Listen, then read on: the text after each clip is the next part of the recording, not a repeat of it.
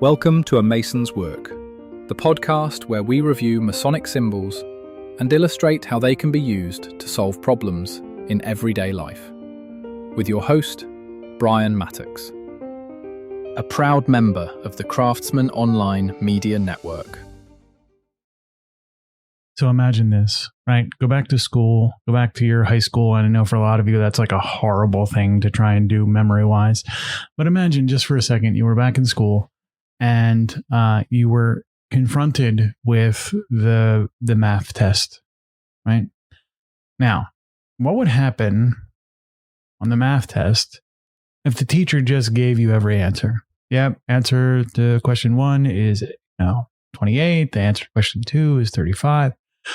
If you went through life and every teacher in your life was like that, where would you be right now? You might have A's or whatever, but you wouldn't know how to do any of the things. The teachers that made a difference in your life didn't give you the answer. They gave you the question. They gave you the process. They gave you space to figure it out. They sat while you struggled to figure out how to solve the problems you were facing. And they let you know that if you had questions yourself related to how you might go around solving the problem, you had somebody here sitting beside you the whole way. This is kind of where we've been going all week. When you refuse to grab somebody else's hammer and chisel, you are actually protecting their work and your own. You're suggesting that it is important to you that you can be with them while they struggle. And even better, you can be there to take joy with them, not in the quick fix of solving the problem, which is a short but not sustainable pleasure for your ego, but the long-term joy of being with them while they learn something useful that they can then take back to their everyday life. And so one of the ways that this really, you can kind of see through this entire problem is if we break it down to maybe even a more obvious thing. And so I've been a scout leader for a portion of my life. And one of the things that you get to see as a scout leader is all sorts of different kinds of parents solving problems. So we'll take it back to watching or helping a child learn how to tie their shoes. Now imagine what would happen if every time the child needed their shoes tied, you were just like, no, we don't have time for this. And you tied them anyway. What's going to happen over time, right? You're going to get upset that they never learned how to tie their shoes, but you never created space for them to do that. So what do you get? You get somebody who's perpetually dependent on you. Now the child's a teenager ready to go off to school, never had figured out how to tie their shoes. And where are you at? Right? You didn't help build that skill. Well, we can say it's the shoe tying thing. You want to grab those laces and do the work and all that kind of stuff. You can tell them, you can point and say, do this, do that, do this. And maybe they'll successfully follow your instructions, but that's not the same as them learning how to do it, right?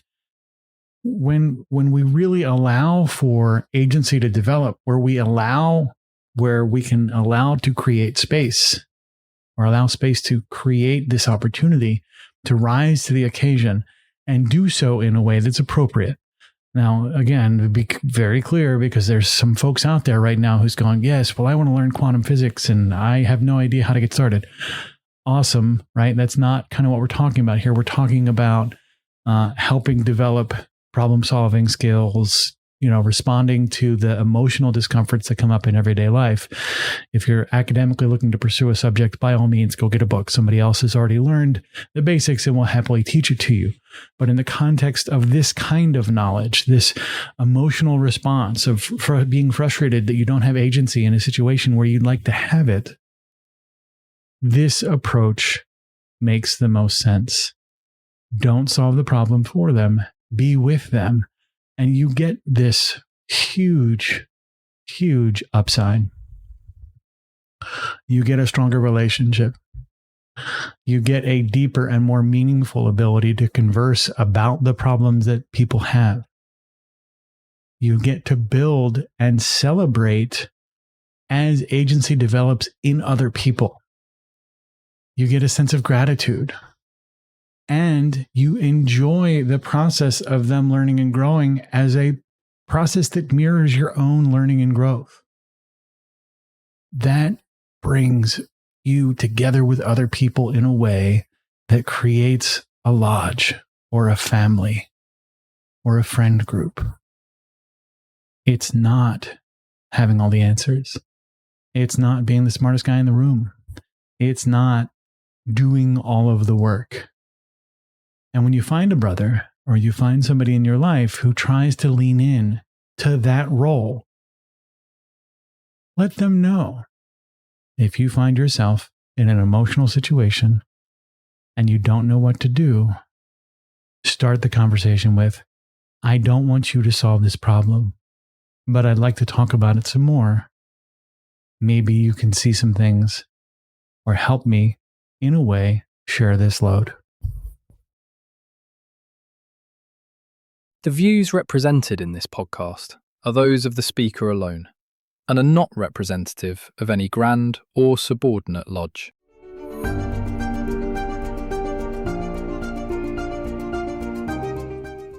Hi, Brian here.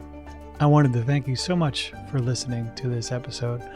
If you have any suggestions or guidance for further episodes you'd like to see or hear, whatever the case may be, please don't hesitate to reach out to me at masonswork.com, and we will try and incorporate your suggestions into a future recording. Thanks.